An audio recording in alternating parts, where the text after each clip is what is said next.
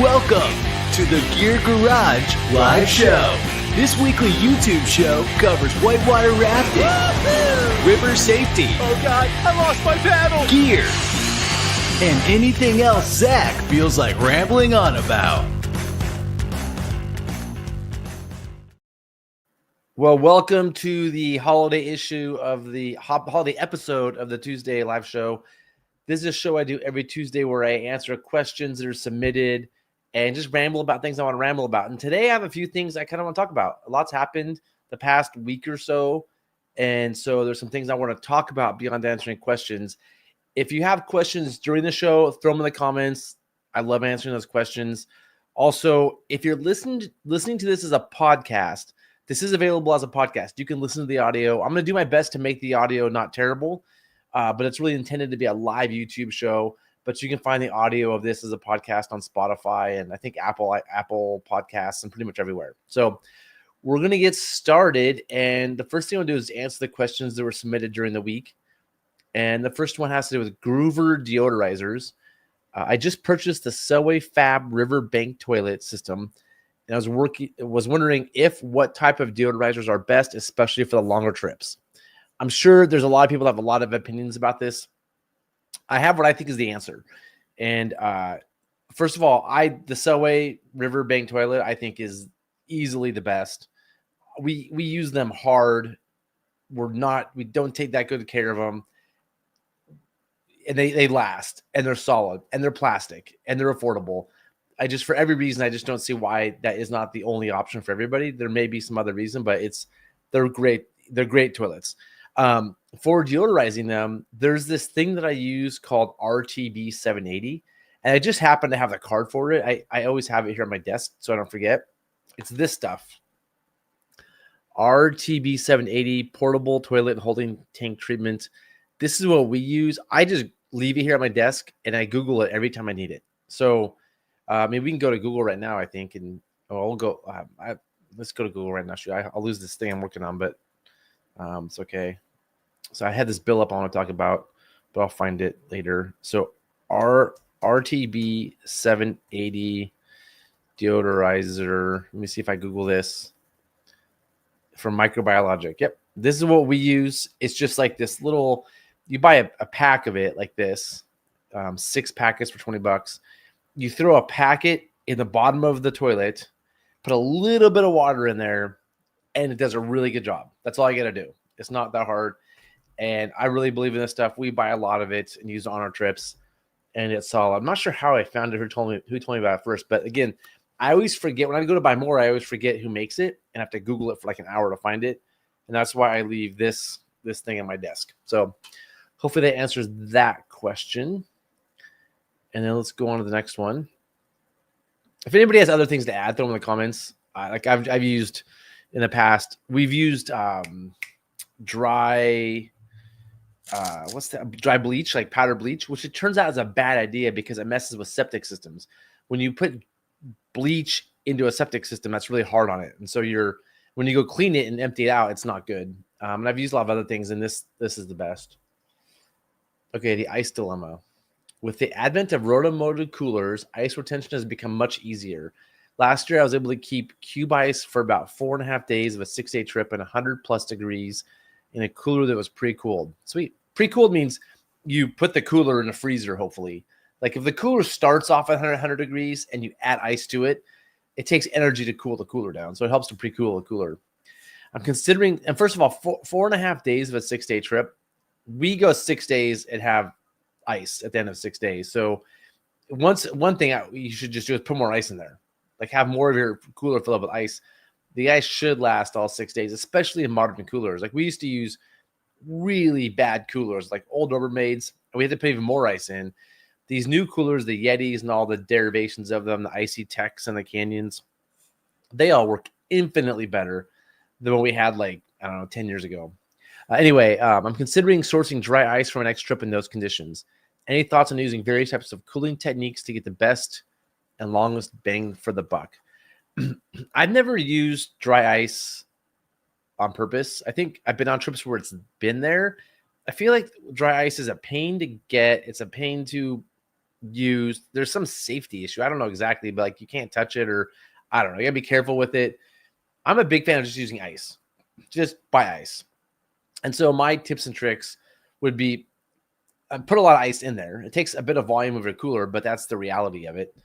Put a lot of ice in there and don't open and close your cooler all the time. Don't leave it open. Make sure it gets closed. That's pretty obvious. There's a question of drain or not to drain, and we did a bunch of studies a few years ago. The ice lasts longer. Well, when you let the cold water out, you're removing thermal mass, so it's harder to absorb heat. But when the ice is an ice bath, the heat transfers out of the cooler faster. So it's good to keep a little bit of water in the cooler. Like you don't want to just constantly drain it, but you also don't want it to be a bathtub. And there's a happy medium. So like I drain it once in a while, but maybe you leave a little bit of water in there. But I'm not fanatical about draining. You do, like when you drain the water out all the time, you're getting rid of your thermal mass. And so it definitely lasts longer if you do sort of an in-between thing. So when it's drain or not to drain, it's neither. It's kind of in between. That's really the answer.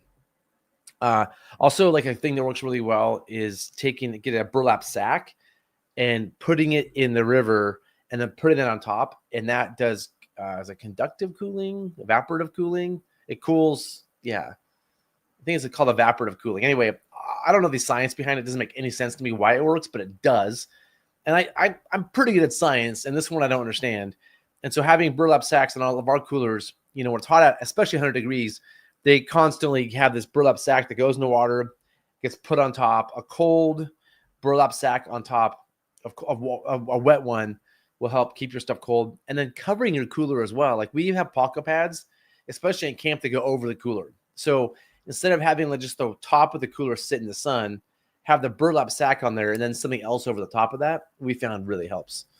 So I guess my answer is like, don't, just to sum this up, I wouldn't go dry ice personally. I mean, do whatever you want. It's your life, but I wouldn't do that. I would go with get the good coolers, use lots of ice, drain sometimes, don't drain other times. Maybe do like a half and half drain thing and cover it with a burlap sack, put something on top. That works really well. There's a few comments here. Oh, the other thing, I mean, those are all the things I just said were like just standard, easy to do. Advanced things are to pre-cool your cooler. If you have a cooler or a freezer you can put your cooler into and have it cold to start with, that's great. Have the food cold to start with, that's helpful. Also, if you can get your ice colder, that helps too. Like when you buy ice at the store, it's usually like 31 degrees. If you can buy 20-degree ice, that's obviously going to last longer. There's higher qualities of ice. When you buy ice from the store, though, they're not motivated to make it colder. They're just selling ice. Like if they make it 20 degrees, they don't make more money on the ice. So they're not going to sell you good ice. But if you can get your ice down colder, that's super sweet. If you have the room to make your own ice, the ice from a deep freeze lasts longer. Yeah, exactly. If you can lower the temperature of your ice, that's going to work sweet, better. Chris says, I found some very large silicone ice molds to make block ice on Amazon that are made up for cold plunge pools. Huh. Interesting. Make your own ice again. And I mean, Amazon's amazing. Yep. That's a good idea. Sean, I bought a couple of metal steam tray containers. Yeah. You can make your own ice. If you have a freezer that like freezes things now, if you're going to make your ice at home and then drive for 2 days to the river, in your coolers in the sun in the back of your truck, that may not make a difference than just buying it when you get there. It depends. Okay, cool. Good answers. So let's see. I now want to go back. That's all the questions we have for this week. I want to go back to today's show, what we're going to talk about, and answer questions we're done with. I want to talk about the Explore Act, about protections for the Owyhee River. And there's a video out there, 26 minutes and tap in, that I just want to talk about pretty quickly. So let's start with, let me see if I can find the Explore Act. Let's start by talking about the Explore Act. So there's this act that passed Congress last week called the Explore Act. And it's something that I've been working on for, I think, 10 years. Somebody said 8, but it seems like longer. And I've been working on the version that helps out, the part of it that helps outfitting. I'm an outfitter. I run a rafting company, and it started off as the Go Act, and which became had another name for a while. GO stand for Guides and Outfitters, had another name, and then it became the SOAR Act, and the SOAR Act got put into the Explorer Act, and the Explorer Act has a bunch of other stuff in it. And I want to bring this act up I'm going to share it here on the screen. Let's see if I can find it. There we go. This is the text of the act, and it's long. I mean, a lot of these acts are, but it's got a few different things in it. You can see, if you look here, Title 1 is outdoor recreation infrastructure. There's some really good stuff about, like, let's prioritize recreation and infrastructure for recreation. And there's like subsections. A big part about gateway communities, like salmon is a gateway community to Idaho. And so sometimes we need to do more to help support the gateway communities to recreation. Stanley, Idaho is a gateway community. You could say, like, I mean, I live in Hood River. That's a gateway community. And some of these communities need support. So there's some stuff for that. Broadband connectivity for national parks and for recreation sites, which is important because like for us in the Middle Fork, Boundary Creek and Indian Creek, since all of our permits are online, they need connectivity, and we're starting to do Zoom calls with the rangers to do camps, and so having broadband at recreation sites has become really important. And then some stuff on parks. And there's a section, Title 2 part. There's like, I think each of these titles is a separate bill that got thrown into this. That's how I take it. Access for people with disabilities, stuff for military and veterans. And then Title 3 is the part that I've been working on, which was the GO Act, is now the simplifying outdoor access for recreation. And it's really like, there's just a lot of stuff in here that is very specific to outfitting. And I've seen people write comments about how, as private boaters, they're worried about the permit section of this. This isn't about individual, like, permits. There's nothing in here that's like, I just want to clear the air about what this is, because I'm seeing a lot of disinformation from private boaters about what's happening. The stuff in here makes our permitting process more efficient, and for both us and for the agencies. And there's a lot of stuff in permits that's just like, there's gray area. It's not clear. It's sort of messy, and it's really hard to explain all of it. An example is that we're supposed to be reviewed every 5 years, and based on our use, we might get use taken away from our permits if we don't use it enough. Well, it was like sort of messy and complicated. It just simplified it. It just went from a messy formula to a very simple formula that makes sense. And there's just a lot of stuff like that in here. This isn't about taking private use away. This isn't about anything with private. Like, this isn't about permits to go on like the Middle Fork or the Rogue. It's about our special use permits. We have a special use permit to run commercial trips on the rivers we run. The same way the shuttle companies have special use permits. In the same way that some sort of event, like a whitewater race, has special use permits. If you want to try to do some sort of event on, let's say, the Clackamas River, like the Upper Clackamas Whitewater Festival, the permit to do that is really hard to get. And if you talk to people who have organized the festival, they can attest that the hardest part about the festival is probably working with the permitting agency. And I can tell you, doing permitting for a living, working with the government is the most difficult part of my job. And I guess a lot of the shuttle companies who have these permits to do shuttles might say the same thing. And so part of it is just the regulation and the gray area and uncertainty about getting these permits to do these things is messy. And this bill that passed just cleans a lot of stuff up. It's nothing like, if you read it, it's really hard to understand, because it's like, take this out of here and put this in there, but it just cleans things up for us. There's nothing in here that I know of that based on my interpretation, maybe I'm wrong, but I'm pretty sure I'm not. There's nothing in here that's going to remove use for private boaters. It's not what this is about. This is about cleaning up permitting, which is good as a taxpayer. This is a more efficient government, a better run government. It helps my business, it helps the shuttle company's business, and it helps all these events and probably more things.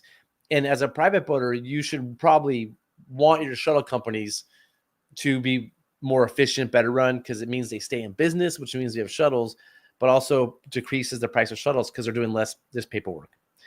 So that's my quick take. There's a lot of cool stuff in here, and if you read it, it's really hard to like parse it because they're just basically taking parts out of previous laws and replacing them with better language that's just cleaner. And this has been debated. This is how the government works, like how Congress works. A lot of us are frustrated with Congress. Like, Congress doesn't get anything done.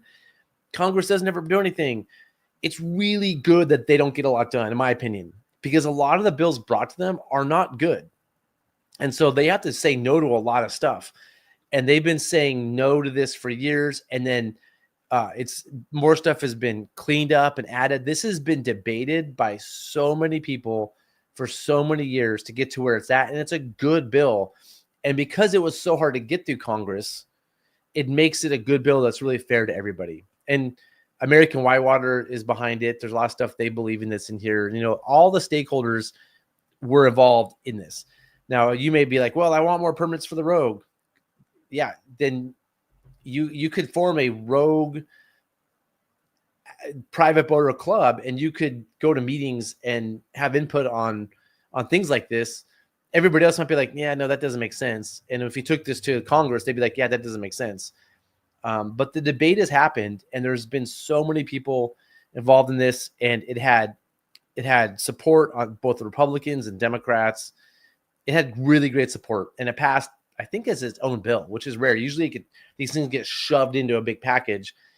This just passed as its own bill. So anyway, it's a pretty exciting thing.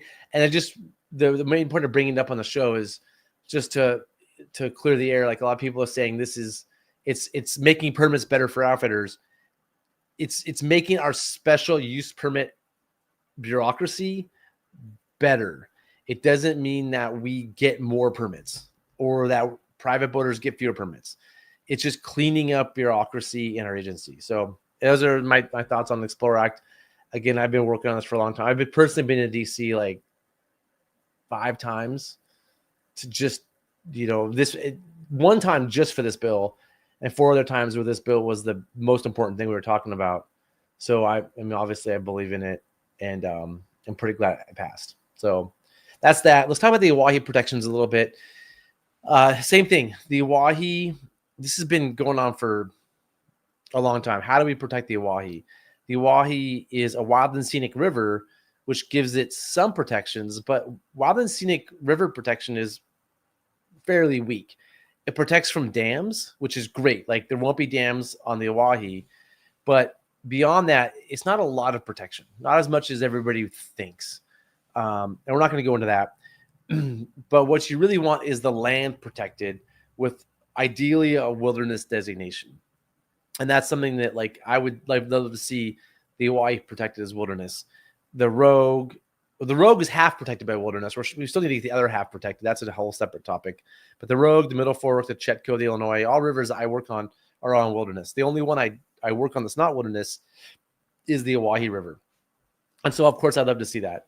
And so, and in 2016, I went to DC for the Oahe separately to advocate for the national monument.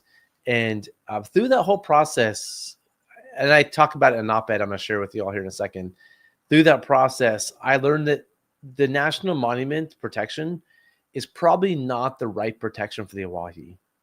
And I also learned that if you're living in Portland and Bend or California, and you try to tell people who live in Eastern Oregon what to do with their land, it's going to cause some problems. It caused some problems. So in 2016, a lot of us who don't live down there tried to force a national monument on the people who live down there, and they got upset. Rightfully so. I learned a lot. Like, I was like, wow, that does make sense. And so that's the point of legislation. Legislation is where you involve everybody. You write legislation, you ask the locals, you ask the conservation groups, you ask the outfitters, you then go to Congress, you have debates, you have the House and the Senate.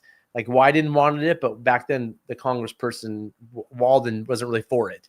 And so it didn't get very far. Now Representative Benz doesn't want to protect the area. So you have the House and the Senate, having different versions of the bill. Senator Wyden and his staff have gone to Eastern Oregon, sat down with the stakeholders, said, what does it take? What do you guys need? We're gonna take some of your land and make it like restricted. We're gonna restrict your land. what do you think? And they're like, of course they're going to say, no, this is our backyard. Don't restrict our backyard. But if you say, hey, we love this place, we want to protect it, we'll restrict it, but we'll give you something that you need, some sort of reform. That's how things get done. And it is a compromise, but in this case, I feel like compromise is important. So I'm kind of going on a lot of tangents here, but it comes down to, like, I feel like congressional protection through wilderness is the right thing to do because it includes everybody, and we debate it and we come up with a really good bill. And like the Explore Act, this bill has been on the table for a long time, or some version of this bill, and we've been debating it and going back and forth. And Senator Wyden last Friday, I think, just a few days ago, got his bill to protect the Oahe passed through the Senate. Now it needs to go to the House. And the National Monument, on the other hand, just takes the president to do. And so the president can do them by themselves, and you don't include everybody. And so by pushing the National Monument, we're really frustrating the locals. And we need the locals on board so we can get the support of Representative Bentz, who represents them. And once you have Wyden and Bentz working together, we can hopefully get legislation through. And so I feel like the National Monument push is setting us back in terms of protecting the Oahe. We didn't get Obama to do it. And the big reason was that Wyden wasn't supportive of it then because he believed in the wilderness. And right now there's a lot of nonprofits trying to push the National Monument again, which is making us slide backwards. It's making us lose trust with the people who live in the area. And we really need their support to get this passed in the House. Hopefully that all made sense. I sort of summed this up in a op-ed that I wrote. And so if anybody's interested, I'll bring it up here in a sec. I'm just going to throw it up. It's what I just sort of explained. When I wrote it, I was probably maybe more succinct than if I'm just talking about it. But I wrote this op-ed published this morning that shared my thoughts and the difference between wilderness and national monuments, and why I think it's important to engage the people who live in the area before protecting their backyard. And I'll try to put a link in the show down below. I might forget. So if I do, I apologize. But you can also just Google like Zach Collier, Oahe River op-ed, or I don't know, go to the Idaho Capital Sun. You can find it. So